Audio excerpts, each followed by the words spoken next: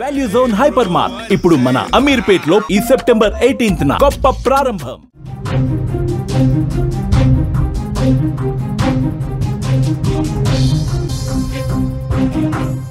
Breaking news చూస్తున్నాం. Tirupati Pakala mystery మరణాల్లో కొత్త కోణాలు వెలుగులోకి వస్తున్నాయి. మరణాలపై ఇంకా స్పష్టత రావటం లేదు. హత్యల లేక ఆత్మహత్యల? మృతుడికి క్రైమ్ వీడియోలు చూసే అలవాటు ఉందని ఒక కొత్త ఇన్ఫర్మేషన్ వచ్చింది. ఘటనా స్థలంలో సిమ్ లేని సెల్ ఫోన్లు కూడా స్వాధీనం చేసుకున్నారు. కాల్ డేటాను పరిశీలిస్తున్నారు. పిల్లల పోస్ట్ మార్టం పూర్తి చేశారు పోలీసులు. పోస్ట్ మార్టం నివేదిక కోసం ప్రస్తుతం ఎదురు చూస్తా ఉన్నారు. తిరుపతిలో వెలుగు చూసిన 4 మరణాల మిస్టరీపై ఇంకా ఉత్కంఠ అనేది కొనసాగుతూనే ఉంది. మూలవంక అటవీ ప్రాంతంలో దొరికిన మృతదేహాలు హత్యల, ఆత్మహత్యల ఇంకా స్పష్టత రాలా. ప్రధానంగా ఈ కేసులో అనుమానితుడిగా ఉన్నటువంటి కళై సెల్వన్ యూట్యూబ్లో నేరాలకు సంబంధించి అదే పనిగా నేరాలు చూస్తున్నటువంటి హిస్టరీ అతనికి ఉంద సమాచారం ఇప్పుడు వస్తోంది. ఈ కోణంలో కూడా దర్యాప్తు చేస్తా ఉన్నారు. మరణించిన 2 పిల్లలు హర్షిని, దర్శిని శరీరాలపై మాత్రం గాయాలు ఉన్నాయని సమాచారం.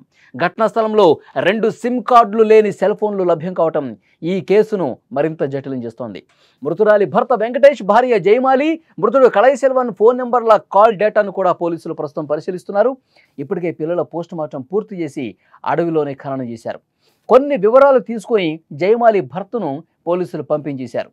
పోస్ట్ మార్టం నివేదిక వచ్చిన తర్వాతే దీనిపై స్పష్టత వచ్చే అవకాశం ఉంది. ఈ కేసు గురించి మరిన్ని వివరాలు మనం తెలుసుకునే ప్రయత్నం చేద్దాం. మా ప్రతినిధి ఉమాశంకర్ ఫోన్ లైన్లో సిద్ధంగా ఉన్నారు. ఉమాశంకర్, ఈ మరణాలకు సంబంధించి ఇంకా కొంత ఉత్కంఠ అయితే కనిపిస్తుంది. కొన్ని విషయాలు బయటకు వస్తున్నప్పుడు కూడా ఇవి నిజంగా చంపేశారా లేకపోతే సూసైడ్ చేసుకున్నారా అన్నది ఎప్పట్లోగా క్లారిటీ వచ్చే అవకాశం కనిపిస్తుంది. కొత్త విషయాలను బట్టి ఈ దర్యాప్తు ఏ విధంగా జరుగుతోంది? ఇది 4 రోజులు అయినప్పటికీ కూడా ఈ మరణాల పైన ఇంకా ఒక క్లారిటీ రాలేదు. అయితే మెయిన్ గా ఏంటంటే అక్కడ తంజావూరు నుంచి తిరుపతికి సంబంధించి అంటే దాదాపు 400 కిలోమీటర్లు ప్రయాణించి ఇక్కడ సూసైడ్ చేసుకోవాల్సిన అవసరం ఏమొచ్చింది ఒక పాయింట్. లేకపోతే ఎవరైనా వచ్చి ఇక్కడ పక్కా ప్లాన్ గా చేసి వెళ్ళారా అనే కోణంలో ఇది 2 పాయింట్ల మీదే పోలీసులు మొదటి నుంచి కూడా ఇన్వెస్టిగేషన్ అయితే కంటిన్యూ చేస్తున్నారు. అయితే భర్త ఇచ్చినటువంటి సమాచారం కళై సెల్వన్ అంటే ఎవరైతే జయమాలి మరిది ఉన్నాడో సో అతనికి సంబంధించి కొంత డౌట్ అయితే ఉంది. అతను కూడా క్రైమ్ థ్రిల్లర్స్ చూస్తున్నట్టయితే అక్కడ ఉన్నటువంటి బంధువుల నుంచి వస్తున్నటువంటి ఇన్ఫర్మేషన్, దాంతో పాటు కూడా అక్కడ హాస్పిటల్ రిపోర్ట్ మనకు ఒకటి లభించింది. క్రిష్ హాస్పిటల్ అనేటువంటి ఒక సైకలాజికల్ డాక్టర్ దగ్గరికి అతను వెళ్తున్నట్టు, అతను సైకలాజికల్ గా ఇబ్బంది పడుతూ అతని దగ్గర ట్రీట్మెంట్ తీసుకుంటున్నట్టు మనకి అంటే ఫస్ట్ ప్రైమ్ గా దొరికినటువంటి ఇన్వెస్టిగేషన్ లో అంటే పోలీసులకి. సో దాన్ని బేస్ చేసుకుని వీళ్ళు తంజావూరు అని చెప్పి ఐడెంటిఫై చేశారు. సో ఆ హాస్పిటల్ కి వెళ్తూనే ఇతను కొంత క్రైమ్ కి సంబంధించినటువంటి థ్రిల్లర్స్ చూసేవాళ్ళు, యూట్యూబ్ లో కూడా క్రైమ్ వీడియోలు ఎక్కువ చూసేవారు అని కూడా చెప్తున్నారు. సో ఆ రకంగా ఏదైనా ఈ రకంగా మర్డర్స్ ప్లాన్ చేశారా, ఎవరికి డౌట్ రాకుండా మనం అక్కడ చూడొచ్చు. ఆ కళై సెల్వన్ నాడు ఏదైతే జయమాలి ఉందో ఆమె చంపి కింద అట్లే పనబెట్టి ఉన్నాడు. దాంతో పాటు కూడా పిల్లల్ని ఇద్దరిని కూడా దాడి చేసి చంపినట్టు తెలుస్తుంది. వీళ్ళిద్దరి పైన పెద్దగా గాయాలు కనిపించలేదు కానీ దర్శిని, వర్షిని ఇద్దరు పిల్లల పైన కూడా కొంత బర్రెముకలు ఇరిగిపోవడము, తలకి కొంత ఇంజూర్ అయినటువంటి విషయాలను పోలీసులు ఐడెంటిఫై చేశారు. సో ఆ పిల్లల్ని చంపి పూడ్చిపెట్టి ఒక 2 సెల్ ఫోన్, 2 ఆధార్ కార్డు అంటే వీళ్ళకి సంబంధించినటువంటి ఆధార్ కార్డులు ఆ ఒక గుంతలోనే వేసేసి ఒక ఫోన్ సిమ్ లేనటువంటి సెల్ ఫోన్ ఆ గుంతలోనే వేసేసి వాళ్ళని పూడ్చేసినటువంటి పరిస్థితి. అయితే మరో సెల్ ఫోన్ దొరికింది, ఆ సెల్ ఫోన్ లో కూడా సిమ్ లేదు. సో ఇవన్నీ కూడా మనం సినిమాల్లోనే చూస్తూ ఉంటాం. సాధారణంగా ఎక్కడైనా టవర్ లొకేషన్ ట్రేస్ అవుట్ చేయాలన్నా కూడా సిమ్ అక్కడ ఉండకూడదు కాబట్టి సిమ్ తీసి ఎక్కడో పాడేస్తూ ఉంటాడు. కాబట్టి పోలీసులు కూడా కనుగొనేటువంటి అవకాశం ఉండదు. సో ఆ రకంగా ఏమైనా క్రియేట్ చేసి కళై సెల్వన్ మొత్తం మర్డర్స్ కి ప్లాన్ చేశాడా అనే ఫస్ట్ పాయింట్ పోలీసులు అయితే పెట్టుకున్నారు. ప్రస్తుతం పోస్ట్ మార్టం కి సంబంధించినటువంటి నివేదిక ఇంకా రావాల్సి ఉంది కాబట్టి వచ్చే అవకాశం ఉంది. ఉమాశంకర్, ఈ రిపోర్ట్స్ ఎప్పటిలోకి వస్తాయి అంటారు?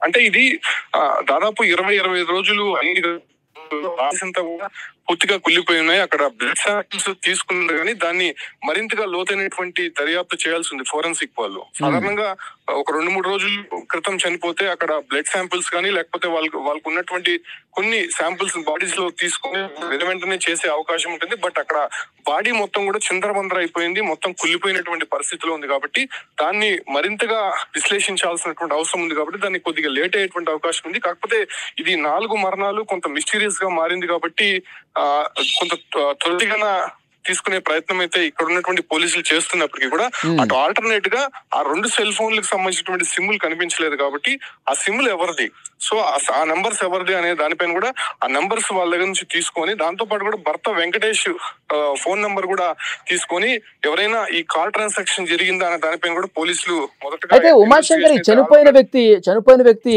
ఎవరైతే కళాయి సెల్వన్ ఉన్నాడో మరిది, అతనికి క్రైమ్ సీన్లు చూసే అలవాటు ఉంది, యూట్యూబ్లో క్రైమ్ ఎక్కువ చూశాడని చెప్పి ఒక సమాచారం బయటకు వస్తుంది. అది ఎవరు చెప్పారు, ఎవరిని ఇన్వెస్టిగేట్ చేసినప్పుడు, క్వశ్చన్ చేసినప్పుడు ఈ విషయాలు బయటకు వచ్చాయి? అంటే కళాయి సెల్వన్ బాగా కొంత డిఫరెంట్ గా ప్రవర్తించేవాడు, కుటుంబ సభ్యులతో ఎవరితో కూడా కలిసేవాడు, ఇలాంటి వీడియోస్ ఎక్కువ కూడా చూస్తూ ఉంటాడు. కాబట్టి సైకలాజికల్ ప్రాబ్లం ఉన్న కారణంగా హాస్పిటల్లో కూడా చూపించుకుంటున్నాడని వాళ్ళ బంధువులు చెప్పినటువంటి విషయమే. సో అక్కడ నుంచి తీసుకున్నటువంటి ఇన్ఫర్మేషన్ కారణంగానే ఇక్కడ ఏంటంటే ఏపీలో జరిగినటువంటి మర్డర్స్ కాదు, ఇక్కడ ఇన్ఫర్మేషన్ ఇచ్చే వ్యక్తి లేదు, దాంతో పాటు కూడా లాంగ్వేజ్ ప్రాబ్లం ఉంది, కమ్యూనికేషన్ గ్యాప్ ఉంది. సో కంప్లీట్ గా పోలీసులంతా కూడా తంజావూరు నుంచి వాళ్ళ బంధువులు ఇచ్చేటువంటి ఇన్ఫర్మేషన్ మేరకే మొత్తం ఇన్వెస్టిగేషన్ చేయాల్సి ఉంటుంది. సో ఈ కళాయి సెల్వన్ అనేటువంటి వ్యక్తి సైకలాజికల్ గా ఇబ్బంది పడడము, క్రైమ్ థ్రిల్లర్స్ చూస్తున్నాడు అనేటువంటి విషయం కూడా అక్కడ ఉన్నటువంటి వారే చెప్పినటువంటి పరిస్థితి. సో ఆ రకంగా ఏమైనా సీన్ క్రియేట్ చేశారా? మనం ఇంకోటి కూడా ఐడెంటిఫై చేయాలి. టోల్ గేట్ అంటే మెయిన్ నేషనల్ హైవే నుంచి కూడా 3 కిలోమీటర్ల లోపలికి వెళ్ళాడు. దాదాపు 25 రోజుల పాటు అక్కడ ఉన్నటువంటి సవాల్ని ఎవరు ఐడెంటిఫై చేయలేదంటే ఏ రకంగా చేసుకుంటాడో అనే డౌట్ కూడా రైజ్ అవుతుంది. ఎందుకంటే ఇవన్నీ కూడా క్రైమ్ థ్రిల్లర్స్ అనే చూస్తూ ఉంటారు, ఎవరికి అనుమానం లేకుండా, ఎక్కడ కూడా కనిపించకుండా, అసలు బాడీలు ఎవరికి అంతు చిక్కినటువంటి ప్రదేశాల్లో క్రైమ్ చేస్తే అక్కడ బయటపడే అవకాశం ఉండదు అనేటువంటి విషయాలపైన క్రైమ్ థ్రిల్లర్స్ లో ఎక్కువ కూడా చూపిస్తూ ఉంటారు. సో ఆ రకంగా ఏమైనా క్రియేట్ చేశారన్న దానిపైన కూడా పోలీసులు ప్రధానంగా అనుమానం అయితే వ్యక్తం చేస్తున్నారు. భర్తనైతే మాత్రం విడిచిపెట్టేశారు, అతను వేరే కొంత ఇన్ఫర్మేషన్ తీసుకొని వెళ్ళిపోమని చెప్పారు, కానీ భర్త మీద పెద్దగా అనుమానం లేనట్టయితే తెలుస్తుంది. కాకపోతే ఇవంతా చేసింది కళాయి సెల్వనే అనేటువంటి మొదటి అనుమానం అయితే ఉంది కాబట్టి, సో ఆ రకంగా రిపోర్ట్స్ వచ్చిన తర్వాత, కాల్ డేటా బయటకు వచ్చిన తర్వాత కానీ ఒక క్లారిటీ వచ్చేటువంటి అవకాశం లేదు వాళ్ళకి. ఓకే ఉమాశంకర్, మరింత ఇన్ఫర్మేషన్ కోసం మళ్ళీ ఒకసారి మేము మీకు టచ్లోకి వస్తాం. Thank you. అది తిరుపతిలో జరిగినటువంటి ఈ 4 మృతులకు సంబంధించి ఇన్వెస్టిగేట్ జరుగుతూనే ఉంది. ప్రస్తుతం ఫోరెన్సిక్ రిపోర్టు రావాల్సినటువంటి అవసరం ఉంది, పోస్ట్ మార్టం రిపోర్ట్స్ రావాల్సిన అవసరం ఉంది. అయితే ప్రధానంగా అనుమానం వ్యక్తం చేసింది ఈ మరిది కళాయి సెల్వన్ ఎవరైతే ఉన్నాడో అతను కొంత సైకలాజికల్గా ఇబ్బంది పడతా ఉన్నాడు.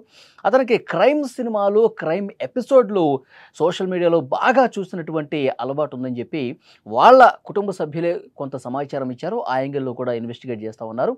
అంటే వదినను చంపేసి, పిల్లల్ని కూడా చంపేసి తర్వాత తాను సూసైడ్ చేసుకున్నాడా అన్న కోణంలో ప్రస్తుతం దర్యాప్తు జరుగుతుంది. అయితే ఇక్కడ బ్రదర్ ఎవరైతే ఉన్నాడో, ఈమె భర్త ఎవరైతే ఉన్నాడో అతని మీద పెద్దగా అనుమానాలు ఏమీ లేవు. అతను చేసినట్టుగా ఇంతవరకు ఏమీ నిర్ధారణ కాలేదు. కొంత సమాచారం ఈ ఫ్యామిలీకి సంబంధించి తీసుకుని ఇన్వెస్టిగేషన్లో ఉపయోగపడటానికి అవసరమైనటువంటి సమాచారం తీసుకుని అతన్ని వదిలిపెట్టినట్టుగా తెలుస్తుంది. మొత్తం ఈ కళాయి సెల్వన్ చుట్టూనే వ్యవహారం మొత్తం నడుస్తుంది. ఇతనే చేసి ఉంటాడు అనటానికి కావలసిన ఆధారాలు సంపాదించే పనిలో పోలీసులు ఉన్నారు. నిజంగానే అతనే చంపాడా లేకపోతే ఇవి సూసైడ్లా అన్నది 1-2 రోజుల్లో క్లారిటీ వచ్చే అవకాశం అయితే కనిపిస్తాం.